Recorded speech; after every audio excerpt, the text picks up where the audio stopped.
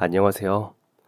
지금으로부터 약 30년 전, 저는 방 하나에 화장실 하나가 겨우 딸려 있던 반지하에 살았었습니다.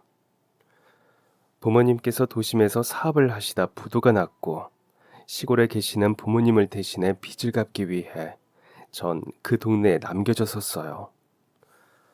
어쩌다 보니 저의 월급은 몽땅 부모님의 빚 갚는 것에 쓰이게 되었고, 자연스레 저의 월급은 제 통장에 스치듯 머물렀다 떠나게 되었습니다. 그렇다고 해서 제가 부모님을 싫어했다는 것을 결코 아닙니다. 어떤 상황이 되었던 간에 저는 세상 그 누구보다 저희 부모님을 존경했어요. 하지만 그 상황은 조금 다른 문제였습니다. 떨어져 살면서 자주 안부를 물으며 서로가 건강하기를 바라는 것이 그때 저희 가족이 할 수 있는 최선의 방법이었습니다. 우습지만 저는 아주 어렸을 때부터 효도를 꿈꾸던 사람입니다. 별것 아니지만 늦게까지 일하고 돌아오신 아버지의 어깨를 주물러 드리거나 손과 발이 저려 잠 못 드시는 어머니의 손발을 주물러 드리는 것을 좋아했었어요. 그럴 때면 저희 부모님은 제게 말씀하셨거든요. 우리 미정이 최고다. 효녀다, 효녀. 전 그 말이 아이스크림처럼 달고 좋았습니다. 그래서였을까요? 2년을 사귀었던 남자친구와 결혼 이야기가 오가던 상황이었는데 그만 대차게 끝을 내버렸습니다. 저는 대학을 졸업하고 5년 동안 부모님 댁에서 편찮으신 어머니 병간호를 하다가 뒤늦게야 사회에 나왔었습니다. 사실 그때까지만 해도 집이 잘 살았기 때문에 어머니 병간호 핑계, 제 공부 핑계로 반백수 인생을 살았었어요. 어머니의 곁에 껌딱지처럼 붙어 완쾌까지 함께하고 나서야 저는 진짜 사회생활을 시작했었습니다. 남들보단 늦은 시작이었지만 그래도 그런 것에 워낙 연연하지 않는 성격이라 남들 시선을 무시하고 잘 적응해 나갔습니다. 그러면서 만난 사람이 그 남자였어요. 회사 생활 3년 차에 막 대리를 달고 동료의 소개로 만났던 사람. 듬직한 사람이었고 대화가 잘 통하는 사람이었습니다. 뜨겁게 불타오르는 사랑은 아니었지만 잔잔하게 잘 만나고 있었고 그래서 결혼까지 결심했던 것이었죠. 그렇게 사이좋던 상황에 뭐라고 이별의 말을 준비해야 하나, 제 말을 받아들이기 힘들어하면 어떡하나 깊게 고민했었는데 생각보다 쉬웠습니다. 우리 부모님 사업이 부도나셨어. 결혼을 약속했던 저의 남자친구가 그 말을 듣자마자 표정이 차갑게 변했거든요. 그 놀라운 표정 변화에 도리어 제가 더 당황해버리고 말았지 뭐예요. 그런 반응일 줄은 꿈에도 몰랐기 때문이었습니다. 어차피 헤어지자고 하려고 꺼낸 이야기이긴 했지만 그래도 괜찮다고 몇 년이고 기다릴 수 있다는 대답을 속으로 바랐었나 봐요. 좋을 때 함께 했으니 힘들 때도 어쩌면 함께 할 수 있을지 모른다는 작은 희망. 지금 생각해도 우습네요. 먼저 헤어짐을 생각해놓고 또 다른 속으로는 상대방의 반응에 상처나 받고 있는 꼴이라니. 결국 그 이별은 저 스스로 자신에게 상처만 남긴 것이 되었습니다. 결혼까지 생각했던 상대였으니 많이 좋아했던 것은 물론입니다. 부모님께서 그런 결정을 내린 저를 두고 가슴을 치며 눈물을 흘리셨어요. 물론 제 입으로 직접 부모님께 저희 헤어짐의 사유를 말씀드리지는 않았습니다. 그래도 부모님께선 바로 눈치를 채시더군요. 엄마 아빠 신경 쓰지 말고 그래도 너 결혼은 해야지. 그게 아니면 조금만 기다려달라고 부탁이라도 해보지 그랬어. 가슴을 치며 제게 같은 말씀을 반복하시던 부모님. 한참이나 울면서 그런 말씀을 하시던 부모님께서는 결국 제게 미안하다는 말씀을 하셨습니다. 엄마 아빠를 잘못 만나 제가 고생한다고, 좋은 부모가 되어주지 못하고 이렇게 살게 해서 미안하다고, 다 엄마 아빠 탓이라고 눈물을 흘리셨어요. 그때 저의 그 결정이 어쩌면 부모님께 상처가 되었을지 모르겠습니다. 하지만 전 저의 그 결정이 저희 가족을 위한 일이었다고 생각해요.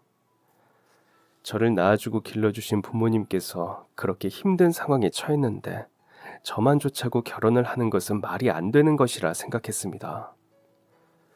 하지만 결국엔 부모님을 울리게 되었으니 저는 효녀로서의 자격 박탈이었을까요?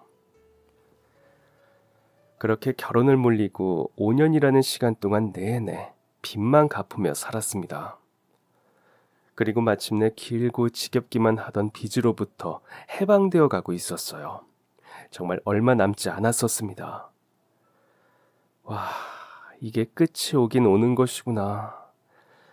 그간 회사 일이며 아르바이트까지 병행해 가면서 열심히 일한 보람이 있긴 하더라고요. 하지만 그러는 사이 제 인간관계는 바닥이 났었습니다. 누군가를 만나서 식사를 한다든지 술을 마신다든지 하며 쓰이는 돈조차 아까워서 아무도 만나지 못했어요. 절친했던 친구한테도 집이 어려워졌다는 이야기를 구구절절 설명하고 싶지가 않았습니다. 그렇게 저는 혼자가 되어 있었고 그 상황에서 빚을 청산하는 것을 피부로 실감하게 되면서 소박한 꿈을 품게 되었습니다. 그 꿈은 오직 저를 위한 것이었어요. 그동안 애썼던 저를 위한 것, 바로 내 집장만. 그렇다고 크고 화려한 집을 갖고자 하는 것은 아니었습니다. 어차피 저는 혼자였으니까요. 그저 햇볕이 따뜻하게 드는 집에서 살고 싶었습니다. 지긋지긋한 반지하가 아니라. 제가 살던 반지하 방은 솔직히 말해 최악이었습니다. 집안이야 제가 매일같이 쓸고 닦고 가다듬어 두어서 그나마 봐줄만 했지만 한 칸짜리 방에 뭐 좋을 것이 있겠습니까? 방이 하나라는 것과 크기가 매우 좁았다는 것 외에 진짜 심각한 것은 따로 있었어요. 첫 번째는 유일하게 하나 있던 창문이었습니다. 방범창이 험상궂게 자리하고 있는 제 방 창문은 이 골목 거리를 걷는 다양한 사람들을 만날 수 있는 창문이었어요. 사람들이 지나다니는 땅바닥과 저희 집 건물 사이에는 한 뼘도 채 되지 않을 만한 틈이 있었는데 그 사이로 온갖 쓰레기들이 떨어졌답니다. 아이들이 아이스크림을 먹고 그 쓰레기를 그대로 던져버린다거나 정체를 알 수 없는 음식물 쓰레기들. 더운 여름에는 그 쓰레기들로부터 번져오는 냄새로 인해 정말 괴로웠어요. 하지만 그것보다 더한 것은 오물이었습니다. 밤마다 도대체 어떤 인간들이 그 자리를 화장실로 쓰는 것인지 차마 말로 설명하기 힘든 냄새들이 풍겨왔어요. 앞서 말했던 쓰레기 냄새들과는 비교할 수 없는 끔찍한 냄새였습니다. 지독한 악취에 가끔은 창문을 열고 소리를 지르고 싶을 때가 하루 이틀이 아니었어요. 그리고 두 번째는 옆집 이웃이었습니다. 전 그곳에 살면서 옆집에 사는 사람의 얼굴을 단 한 번도 본 적이 없었습니다. 저의 이웃이 여자인지 남자인지 연령대는 어떠한지 등을 전혀 알 수 없었죠. 꼭 옆집 사이라고 해서 안면을 트고 살아야 할 이유는 없다고 생각했어요.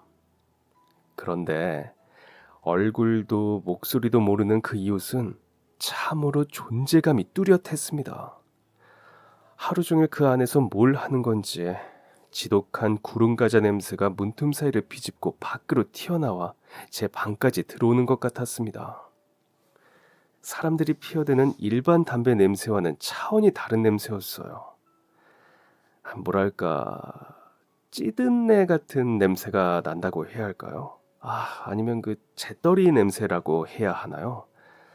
아무튼 딱 이런 냄새라고 정확히 콕 집어 표현하기 어려울 정도로 눅눅하고 퀴퀴하고 축축한 냄새였습니다. 아무리 제가 집에서 샤워를 꼼꼼히 하고 몸을 말려도 그 인간 때문에 제 몸에서 하루 종일 그 냄새가 나는 것만 같았죠.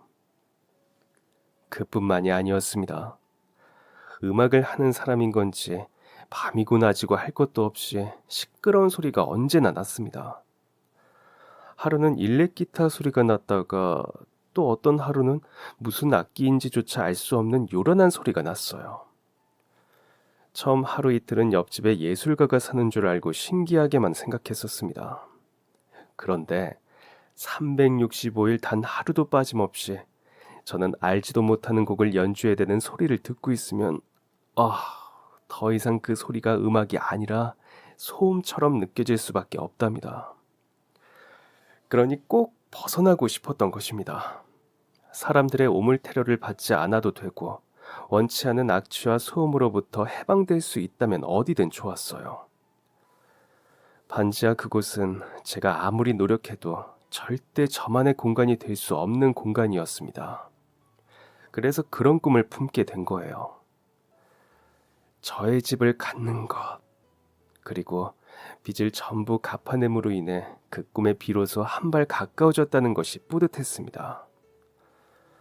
물론 제 집을 사려면 또 많은 돈이 필요할 것이고 그 돈을 모은다는 것이 하루아침에 되는 것이 아니니 쉽지 않을 거라는 것은 알고 있었습니다. 그래도 막막했던 부모님의 빚을 갚아냈던 것처럼 하면 된다는 생각으로 그 꿈을 품었어요. 비 온 뒤에 땅이 굳는다는 말이 있지 않습니까? 비가 내렸으니 이제 드디어 땅이 굳을 차례라고 생각했어요. 얼마나 더 오래 걸릴지는 몰라도 그 꿈 하나를 가슴에 품는 것만으로 가까운 미래에 제 집이 생길 것만 같은 생각이 들었었습니다. 꿈이 생기니 새삼 세상이 다르게 보이기 시작한 것입니다. 그러던 어느 날이었어요. 먼 발치에서 도르르 바퀴 굴러가는 소리가 가까워지더니 저희 집 문 앞에서 멈춰서는 것이 느껴졌습니다. 말소리도 들려왔어요. 한 명이 아니었습니다. 근데 뭔가 이상했어요. 문에 열쇠가 잘 맞지 않는 건지 몇 번이나 바닥에 열쇠 떨어뜨리는 소리가 들려왔습니다. 여자 목소리가 들리고 뒤이어 어린 남자의 말소리가 이어졌어요. 잘 안 돼. 비켜봐 엄마. 내가 해볼게. 그 소리에 저도 모르게 문을 벌컥 열었습니다. 갑자기 옆집에서 사람이 튀어나오는 소리를 들은 네 식구가 놀란 눈을 하고 절 바라보았죠. 시끄러운 일렉 기타, 고약한 구름과자 냄새와는 전혀 어울리지 않는 4인방의 모습에 저도 놀라긴 마찬가지였습니다. 제 또래처럼 보이는 여자 한 명과 키가 멀대같이 큰 남자아이 둘, 그리고 아직 초등학생 같아 보이는 꼬맹이 남자아이 하나였습니다. 문 앞에 서 있던 건 냄새나고 시끄러운 음악가가 아니라 웬 해맑은 가족이었던 거예요. 안녕하세요. 처음 뵙겠습니다. 얘들아, 인사해야지. 상황 파악을 하느라 미처 인사를 건네지 못했는데 그 여자가 먼저 제게 인사를 건넸습니다. 아이들 역시 그 여자를 따라 밝게 인사를 건넸어요. 근데 조금 이상했습니다. 그 전에 들었던 엄마라는 단어를 조합해보면 그 여자가 그 아이들의 엄마라는 것인데 아이들 키가 너무 크고 첫째로 보이는 아이는 못해도 19은 되어 보이는 외모였거든요. 뭐 아주 일찍 결혼을 했다고 가정한다면 아마도 그럴 수는 있을 것도 같더군요. 그렇게 그날부터 저의 옆집은 젊은 엄마와 삼형제가 차지하게 되었습니다. 그래서 그날 이후 저는 요란한 악기 연주로 인한 소음으로부터 해방될 수 있었고, 그리고 지독한 악취로부터도 벗어날 수 있었습니다. 대체 언제 그 이웃이 이사를 갔던 것인지는 모르겠으나 참으로 고마운 일이었어요. 비록 햇살 한 점, 시원하게 살랑이는 바람 한 줌 들지 않은 눅눅하고 칙칙한 반지하방이었지만 그런 이웃이 왔다는 것만으로도 한결 쾌적한 기분이 들었거든요. 그리고 제가 그런 기분을 느꼈던 것에는 새로 이사 온 그 삼형제가 무척이나 귀여웠기 때문이었어요. 첫날부터 문을 두드려 이삿떡을 드시라고 고개를 빼꼼 내밀던 둘째 녀석은 오며 가며 저를 마주칠 때마다 귀여운 표정을 지으며 인사를 건넸었습니다. 나도 저 나이 때 저렇게 밝았었나 하는 생각이 들 정도로 정말 밝은 아이였어요. 그 아이의 웃음 하나로 어둡고 칙칙한 그 골목에 햇살이 드는 것 같은 착각까지 들 정도였습니다. 단지 저를 향해 웃으며 인사를 건네준다는 것이 고맙고 기특해서 저도 모르게 그 아이에게 정이 갔던 것 같아요.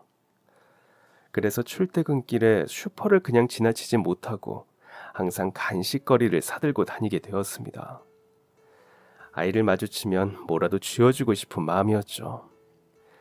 제 처지에 비싸고 좋은 간식은 사주지 못했지만 그래도 최대한 그 나이 때 아이들이 좋아할 만한 것들을 사서 손에 쥐어주면 그 반응은 또 어찌나 귀여웠는지 모릅니다. 우와, 이거 진짜 저 다 먹어도 돼요? 너무 많은 거 아니에요? 엄마랑 형이랑 동생이랑 나눠 먹을게요. 감사합니다. 근데 이모 드실 거는 있어요? 이거 많으니까 하나는 이모 드세요. 손에 여러 개를 쥐어주면 꼭 첫 마디가 엄마랑 형이랑 동생이랑 나누어 먹겠다는 말이었고, 감사하다고 고개를 꾸벅이고 돌아서다가 무조건 다시 뒤돌아 제게 몇 개를 돌려주곤 했습니다. 저보고도 같이 먹자면서 말이에요. 그러니 제가 점점 재미를 붙이게 된 것 같았습니다. 그냥 주는 맛이 있었다고나 해야 할까요? 순수하고 착한 아이의 반응 하나에 괜히 웃게 되기도 하고 말입니다. 제가 그 집 둘째 아들과 그렇게 알콩달콩 재미나게 지내는 동안 그 집 엄마도 부쩍 저와 가까워졌습니다. 저보다 3살이 어린 그 여자가 여전히 새 아들의 엄마라는 것이 믿기지가 않았지만 그녀가 그들의 친엄마라는 것을 알 수 있었습니다. 그 맑고 깨끗한 성격이 그들이 모자지간이라는 것을 증명하는 셈이었으니까요. 그 맑은 기운이 너무 좋았던 저는 금세 마음을 열게 되었습니다. 친구와도 직장 동료들과도 뜸하게 지내며 인간관계에 많은 것을 놓아버렸던 저로서는 그녀가 그렇게 친해진 것이 참으로 신기했어요. 저희가 그렇게 단시간 안에 친밀도를 쌓아 올릴 수 있었던 건 그녀 특유의 싹싹함 덕분이었던 것 같습니다. 그녀의 이름은 신가영이었습니다. 처음 그녀가 제게 말을 걸었던 것은 이사 온 지 나흘 정도 되었을 때였어요. 이삿떡을 받았던 것이 고마워서 슈퍼에 파는 귤을 사다 문을 두드렸습니다. 청소를 하고 있었던 건지 손에 걸레를 들고 뛰쳐나온 그녀가 까만 봉투 속에 귤을 확인하고는 화사하게 웃으며 묻더군요. 귤이네요. 잘 먹을게요. 고맙습니다. 근데 이 귤 단가요? 아니면 신가요? 그녀 딴에는 말장난을 건넨 것이었겠지만 그때 당시에 저는 질문의 의도를 전혀 파악하지 못했었습니다. 왜냐하면 그때까지는 아직 그녀의 이름을 알지 못했기 때문이었어요. 당황한 제가 귤이 단지신지 먹어보지 못했다고 대답했더니 그녀가 엄청 당황하며 말했습니다. 아이고 죄송하다고. 자기 이름이 신가영이라고. 이름을 모르시는 게 당연한데 자기도 모르게 그랬다면서. 한 손에는 걸레를, 한 손에는 까만 봉투를 든 채 당황해서 허둥대는 그 모습이 귀엽게 보였습니다. 애를 셋씩이나 낳고도 저렇게 귀여울 수가 있나 잠시 생각하다가 문득 절대로 제 나이 또래는 아니겠다는 판단이 내려졌죠. 아니에요. 너무 웃기는데요. 근데 이름이 너무 예쁘시네요. 부러워요. 제 이름은 한미정이에요. 그녀의 예쁜 이름과 어울리는 예쁜 미소를 보고 있자니 제 자신이 몹시 촌스럽게 느껴졌습니다. 그 어색하고도 민망했던 짧은 인사를 시작으로 저희는 친해지기 시작했어요. 서로 나이를 공개하고 고향이 어디였는지를 공유했습니다. 시간이 흐르면 흐를수록 그녀의 이상한 유머는 계속되었어요. 미정 언니, 자가용의 반대말이 뭔지 알아? 자가용의 반대말은 커용. 무슨 말인지 이 초가는 이해를 하지 못하고 넋나가 있는데 자기 혼자서 너무 웃기지 않느냐며 깔깔거리며 배를 잡고 웃던 가영이. 이 초가 흐른 후에야 그게 신가영식 최신 유머라는 것을 알아차리고 이 말을 탁 하고 짚었습니다. 그런 유치한 건 도대체 어디서 배워서 오는 거냐며 따로 학교라도 다니는 거냐고 비웃어 줬다가도 밤에 자려고 눕기만 하면 왜 계속 그게 생각나서 그 웃음이 멈추질 않았던 것인지 모르겠어요. 그 유머는 그런대로 중독성이 강했습니다. 잊으면 생각나고 잊으면 또 불쑥 생각났어요. 아무튼 정말 매력적인 사람이었습니다. 하루는 창문 밖의 쓰레기들을 치워보기로 마음을 먹고 단단히 채비를 갖춘 뒤 그 틈 사이에 팔을 넣어 쓰레기들을 꺼내고 있었습니다. 그때 마침 가영이가 나왔어요. 저는 잠시 하던 것을 멈추고 그녀에게 벽 사이 쓰레기들에 대한 이야기를 들려주었답니다. 제가 꺼내놓은 흉물스런 그것들을 바라보던 그녀가 무언가 결심했다는 듯 집으로 들어가 장갑을 끼고 나왔어요. 손에는 빗자루를 들고 언니 같이 하자 라고 말하더군요. 결국 저희 두 사람은 쓰레기를 모두 치우는 것에 성공했습니다. 물론 무슨 수를 써도 팔이 닿지 않는 거리에 있는 것은 어떻게 할 수가 없었지만 그렇게 꺼낸 쓰레기들을 몽땅 버리고 나니 한결 공기가 상쾌해진 기분이 들더군요. 그러다 언제쯤 이곳을 탈출할 수 있을까? 부정적인 생각이 기다렸다는 듯이 찾아왔습니다. 그때였어요. 가영이가 다시 한번 유머 공격을 해왔고 어처구니 없다는 듯 피식 웃었더니 그녀가 물었어요. 너무 웃기지 않느냐고. 그렇게 깔깔거리며 소리내어 웃는 그녀가 신기했습니다. 뭐가 그렇게 좋나 하는 생각도 들었어요. 근데 제가 차마 묻기도 전에 그녀가 먼저 제 궁금증을 다 파악하고 있다는 듯 이야기를 꺼냈습니다. 이 좁고 칙칙한 반지하 한 칸짜리 방에서 애 새 때리고 들어와 악으로 깡으로 사는 주제에 쟤는 뭐가 맨날 그렇게 즐겁고 웃긴가 싶지? 사실 처음에 나 혼자 쟤네 새 데리고 살아야 한다는 걸 실감했을 때는 하나도 웃지 못했었어. 미치지 않고서야 웃을 수 있는 상황이 아니었지. 근데 나 있잖아 언니. 여기 와서 사는 것도 되게 감지덕지한 거다. 원래는 당장 길바닥에 나가 앉을 뻔했었거든. 애들 아빠가 나보다 8살이 더 많았어. 내가 부모님도 안 계시고 배운 게 없어서 세상 물정을 너무 몰랐던 거야. 결혼을 한 것도 아니고 결혼을 하기로 약속한 사이도 더더욱 아니었는데 덜컥 뱃속에 아이가 생겨버렸네. 애 아빠는 결혼을 하자고 하더라. 잘 해주겠대. 물론 나도 좋았어. 그래서 결혼을 하고 아이가 태어났어. 결혼식 같은 건 사치였고 그냥 혼인신고만 하고 살았어. 없는 살림에 애까지 있으니 사는 게 호락호락하지 않다는 걸 피부로 느끼게 되더라. 설상가상 남편은 출장을 다니는 직업이라 할 줄도 모르는 육아 나 혼자서 하느라 애를 많이 먹었었어. 뭐 그래도 할만했어. 내가 저지른 일이니까 내가 책임지는 게 맞다고 생각했고 그리고 애들이 다 너무 예뻤으니까. 그녀를 알고 난 후 처음으로 마주한 진지한 얼굴이었습니다. 얼굴 어딘가에 알게 모르게 씁쓸함이 묻어나는 것 같았어요. 사실 처음 만났을 때부터 궁금했었습니다. 저보다 어린 나이에 저렇게 큰 아들이 있다는 것이 그렇게 평범한 상황은 아닌 것 같았으니까 말이에요. 하지만 먼저 모를 수는 없었습니다. 어떤 추측을 함부로 하기보다는 그저 무슨 사정이 있겠지 하고 그 정도로만 생각하는 것이 그녀를 위한 저의 예의라고 생각했습니다. 저 역시도 누군가 제 사연을 묻는다면 쉽게 입이 열리지 않았을 테니까요. 반지하에 궁상맞게 살게 된 사연을 누군가에게 털어놓는다 한들 뭐가 달라지는 게 있을까 싶었습니다. 가영이는 어린 나이에 뱃속에 덜컥 아이가 들어서는 바람에 자신보다 8살이나 많은 남자와 100년 해로를 약속했다고 했습니다.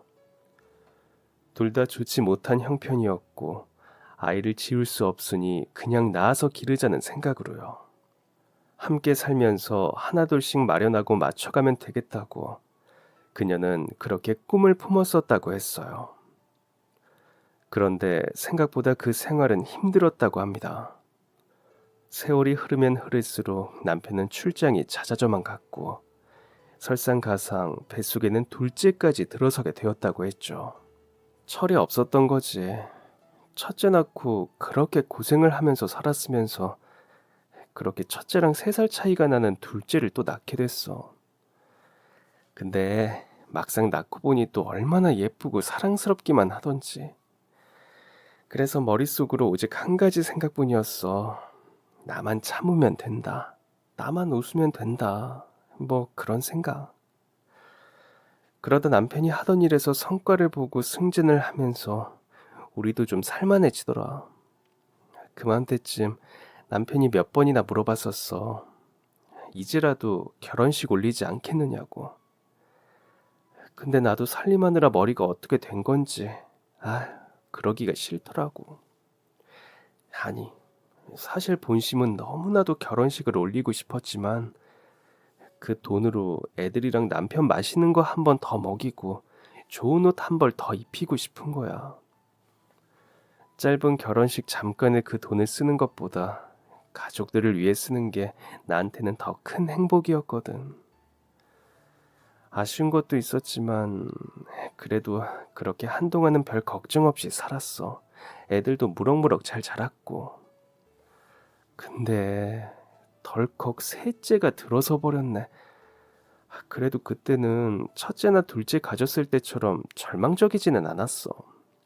돈도 있었고 아들 둘을 키우면서 어느 정도 육아에 자신감도 붙었을 때라서. 그래서 여유 있게 그런 생각까지 했었다. 이왕이면 셋째는 딸이었으면 좋겠다. 뭐 그런 생각 말이야. 그제야 아이를 가진 것에 대해 마음의 안정감이 든 거지. 그렇게 막내 아들 낳고 벌써 9년이 지났네. 나 남편이랑 왜 헤어진 건가 궁금하지? 사별했어. 근데 위로하지는 않아도 돼. 나 하나도 안 슬프거든. 가영이는 자기 남편의 죽음을 두고 갈만해서 간 사람이라고 표현했습니다. 그렇게나 아이들과 남편을 생각했다던 가영이의 이야기와 상반되는 말이었어요. 그리고 그 어떤 이야기보다 가슴 아픈 사정을 듣게 되었습니다. 몇 년 전부터 남편의 출장이 길어지고 정말 너무하다 싶을 만큼 잦아지더랍니다. 그래서 가영이는 그런 남편이 딱 하고 고마워서 더 잘해주었고 말이에요. 그런데 알고 보니 그 자식이 2집 살림을 하고 있었다고 하더군요.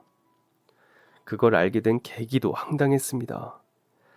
그 자식은 가영이 몰래 2집 살림을 한 것도 모자라 그 여자에게 돈을 퍼다 나르고 여자가 대출을 받는 걸 도와주려고 보증까지 서주었다고 했습니다. 그런데 그 여자는 그 자식을 사랑하지 않았던 건지 어땠던 건지 알맹이만 쏙 파먹고 잠적을 해버렸다고 합니다. 도대체 왜 그런 짓을 했느냐고 따져 물으니 그제야 불륜관계였다고 이실직고를 했다는 가영이의 남편.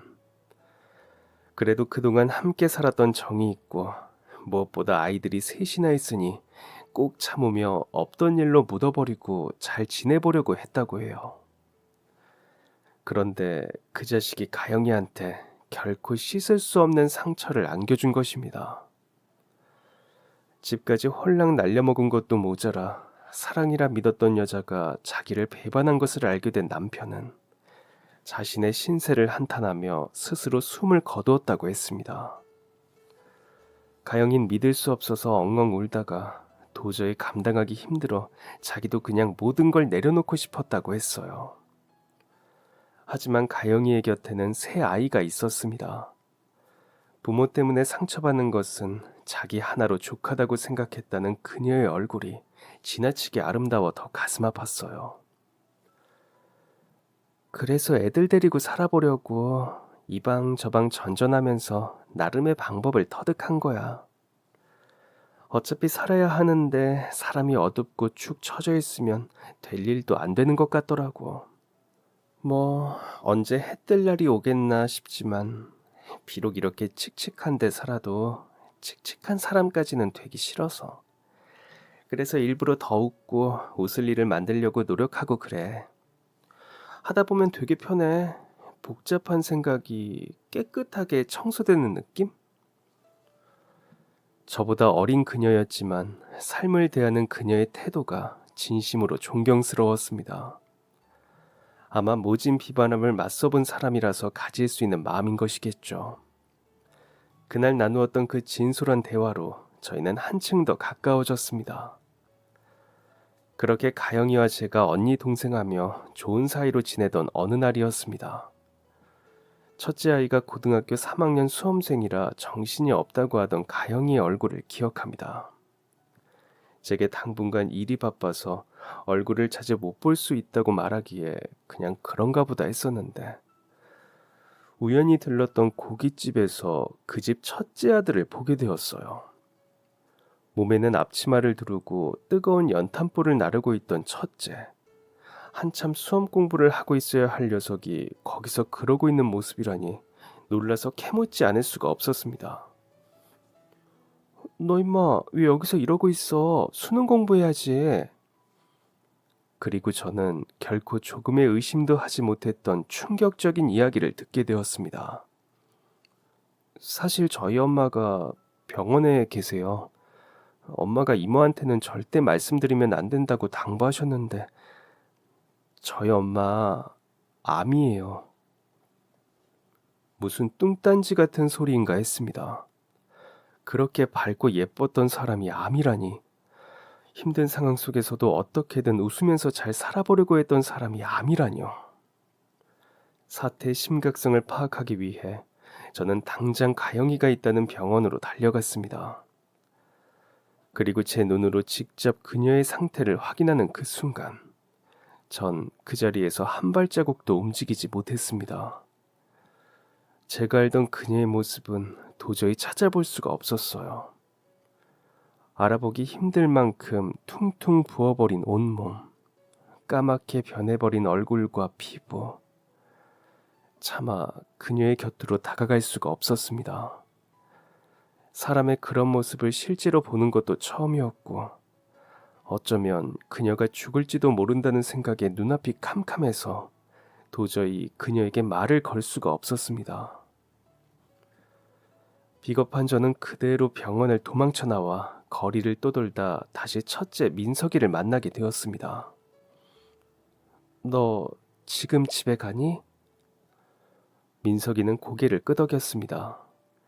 그 총명하던 얼굴이 엉망이 되어 있었죠. 엄마가 간암인 걸 알고 난 직후 민석이는 학교를 그만두었다고 했습니다. 반에서 빠짐없이 1등을 할 정도로 공부를 잘하던 아이였어요. 그렇게 어렵게 사는 환경에서 그 성적을 유지하기란 쉽지 않았을 것입니다. 그렇게 총명했던 아이가 지금은 반쪽이 되었습니다. 엄마를 어떻게 해서든 살려보겠다고 자신이 가진 모든 것을 걸고 혼자서 아등바등 하고 있었어요. 속이 상했습니다. 이 모든 것이 꿈이기를 바라고 또 바랬어요. 그리고 제가 그들을 위해 해줄 수 있는 것이 무엇인지 고민하고 또 고민했습니다. 그러다 결국 가영이를 다시 찾아갔어요.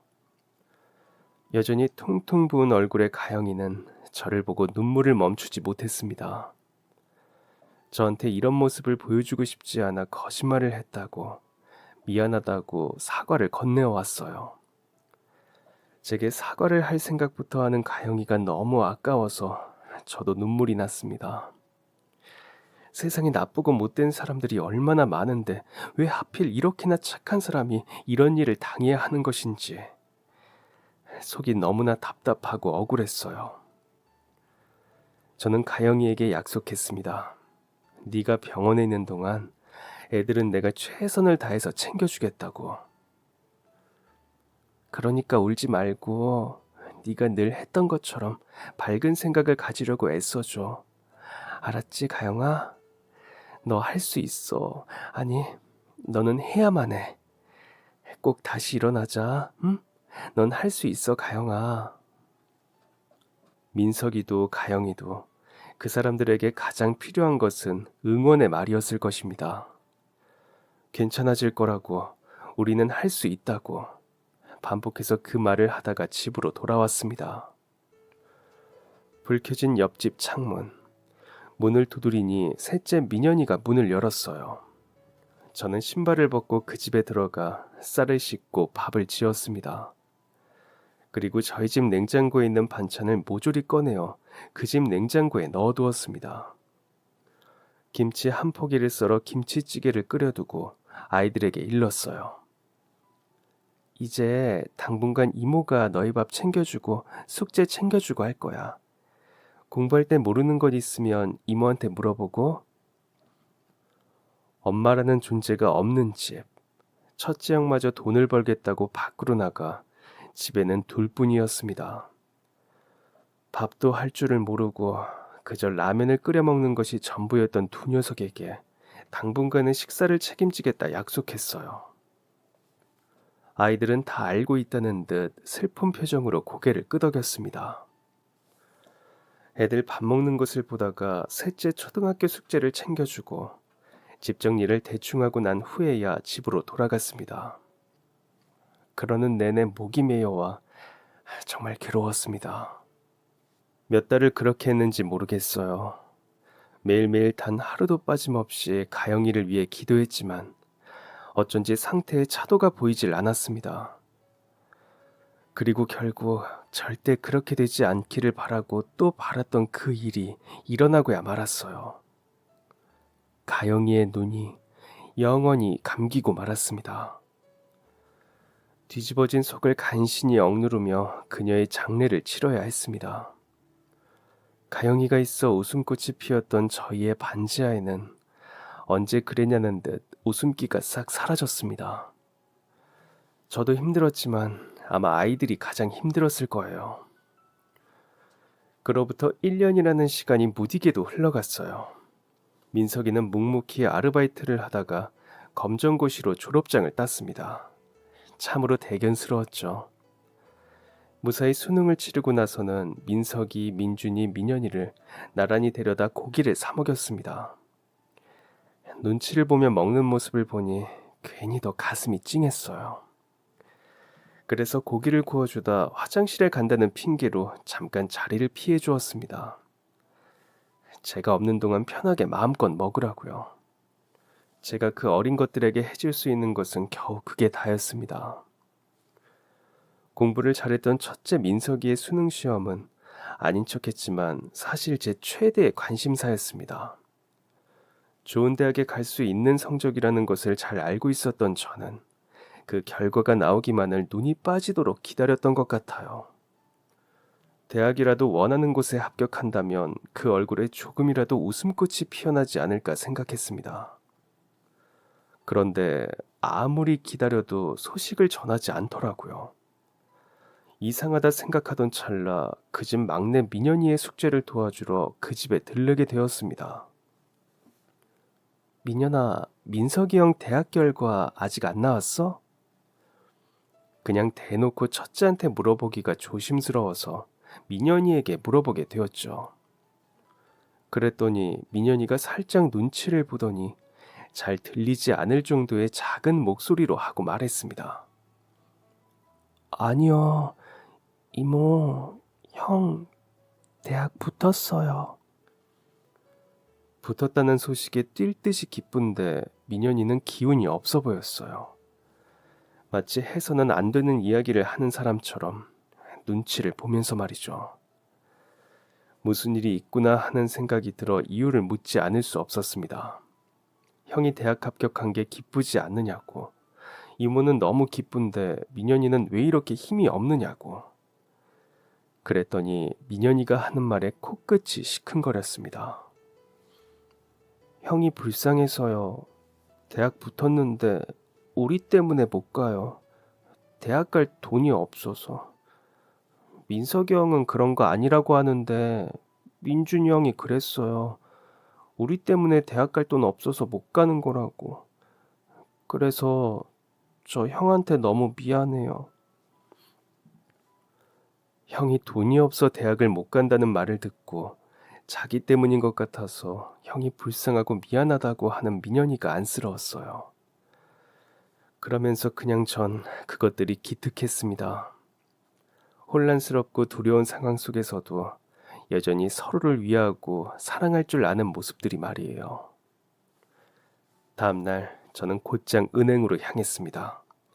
이 일에 있어서 망설이고 싶지가 않았거든요. 조금씩 모으기 시작했던 적금을 깼습니다.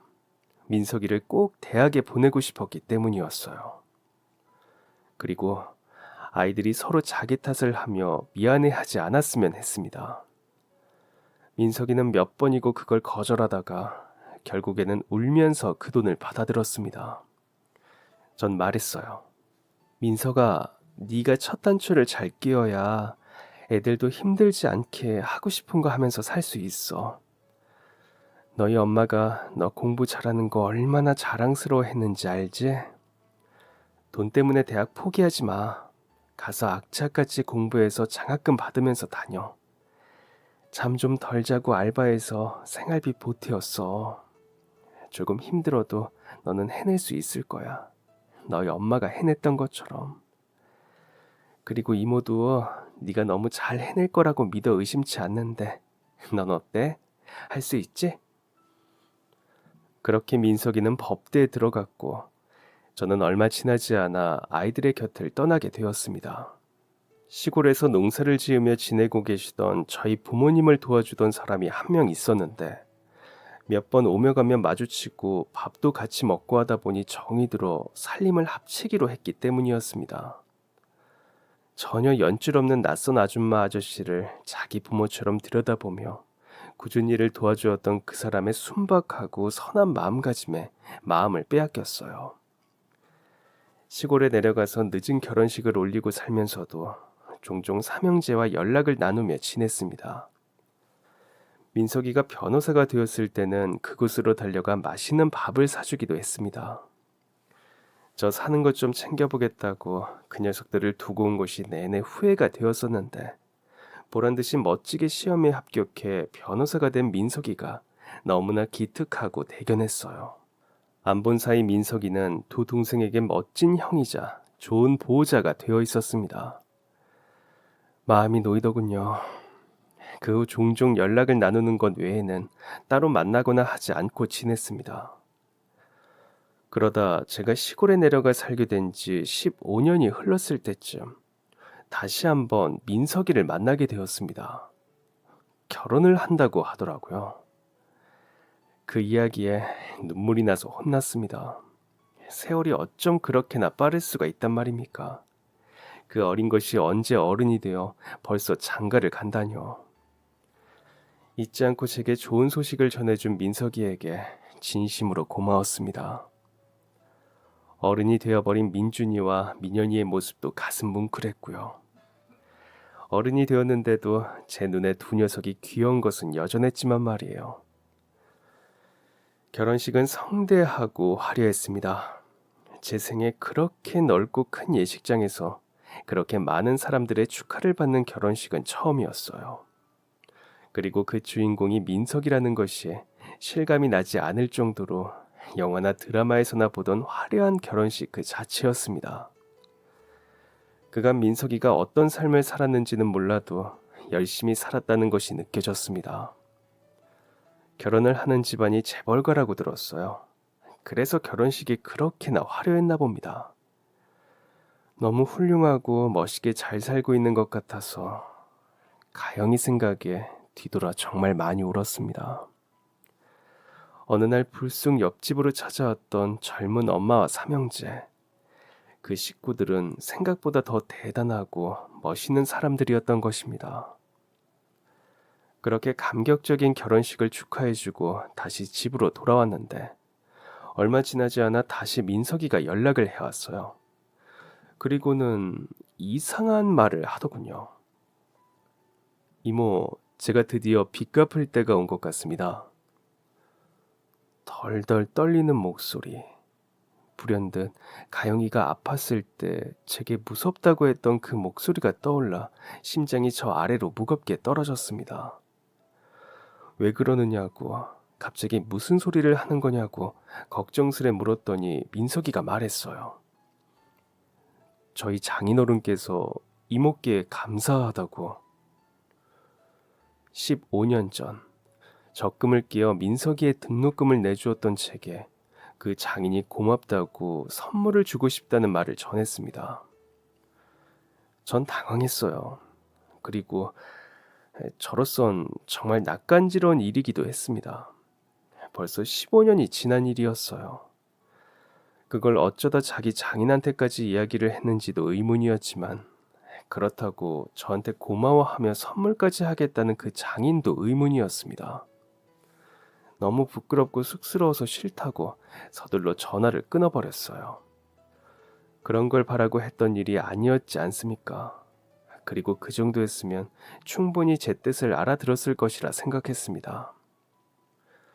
그런데 며칠 후 저희 집 앞에 웬 낯선 차 한 대가 서 있더군요. 보란듯이 대문 앞을 가로막고 우두커니 서 있는 까만 차 한 대. 여기에 차를 두시면 안 된다고 차 빼달라고 말을 하며 창문을 두드렸습니다. 그런데 그 차 안에 민석이와 그 장인이 앉아 있더군요. 저를 발견하고 서둘러 차에서 내리는 두 사람. 쥐구멍을 찾지 못한 저는 결국 어색하게 그들과 마주 앉게 되었습니다. 게다가 민석이의 장인이라는 그분이 제게 주고 싶다는 선물은 무엇도 아닌 무려 건물이었습니다. 귀를 의심하지 않을 수 없었고 부담스러워 손을 떨지 않을 수가 없었습니다. 너무 간절해서 몰래 집 주소를 알아보았습니다. 불쑥 찾아와 정말 죄송합니다. 일단 제 이야기를 들어보시면 거절을 못 하실 겁니다. 일단 그 건물은 우리 사이 몫입니다. 제가 제 딸과 결혼해준 우리 사위한테 고마워서. 그런데 그걸 선생님께 드리고 싶다고 하더군요. 그래서 왜 그러느냐 물었더니 그 이유가 정말 타당하고 듣기 좋고 또 대견스러웠습니다. 저한테 무슨 말씀을 하셔도 상관없습니다. 저는 어려움 속에서도 자비를 베풀어 제가 사랑하는 사이가 올바른 길을 갈 수 있도록 이끌어 주셨던 선생님께 꼭 드려야만 하겠습니다. 시골에 계속 사시는 것도 좋고 아니면 그 건물에 들어가 사셔도 좋습니다. 도시로 돌아가고 싶으시면 아이들과 부모님 모시고 살기에 좋은 건물일 것이고 시골에 계속 살고 싶으시면 그 건물에 세를 주고 이곳에서 편하게 살기 좋으실 거예요. 그때 그 돈뿐만 아니라 선생님의 그 마음이 민석이를 여기까지 오게 했다는 거 모르시지 않잖아요? 저를 봐서라도 아니 민석이를 봐서라도 이건 꼭 받으셔야 하는 겁니다. 부담스럽고 부끄러웠지만 그분이 하시는 말씀에 틀린 것이 없었습니다. 무슨 마음으로 제게 그러는지 너무나도 이해가 갔어요. 게다가 마주친 민석이의 두 눈에 고인 눈물을 보며 더 피하기가 힘들었습니다. 저는 가만히 고개를 숙였어요. 생각 좀 해보겠습니다. 그분은 못 이기는 척 자리에서 일어나며 몹시 강조하셨습니다. 생각할 시간을 딱 하루만 드리겠다고. 황당했지만 뭐라 반박할 수가 없었습니다. 그리고 역시나 저는 하루 만에 결정을 내리지 못했고 미루다 한 달째가 되어서야 결정을 내리게 되었습니다. 제 꿈에 가영이가 나왔기 때문이었어요. 언니, 뭐 하고 있어? 얼른 받아. 저를 내려다보며 무언가를 툭 하고 던지는 가영이에 놀라 얼떨결에 품에 그걸 안아버렸는데 무엇인지 확인하기 전에 잠에서 깨어버렸습니다. 가영이가 꿈에 나와 그 건물을 받으라고 하는 건가 싶다가도 제가 내심 그 건물이 받고 싶었나 하는 생각도 들더군요. 그렇게 저는 결국 그 건물을 감사히 받기로 했습니다. 칙칙하고 어두웠던 반지하에서 건물주로 치를 떨 정도로 싫었던 그곳 반지하에서 만난 인연으로 제 삶이 말도 안 되게 달라졌습니다. 어떻게 그걸 받느냐며 난색을 표하셨던 부모님과 남편도 막상 뿌듯해하는 것 같아 기분이 좋았어요. 민석이와 저는 마지막 약속을 했습니다. 지금까지 그랬던 것처럼 앞으로도 쭉 변함없이 행복하기로. 아마 그 아이라면 잘 지켜낼 것입니다. 그럼 지금까지 사연 들어주셔서 감사합니다. 사연이 재밌으셨다면 구독과 좋아요 부탁드려요. 감사합니다. 안녕히 계세요.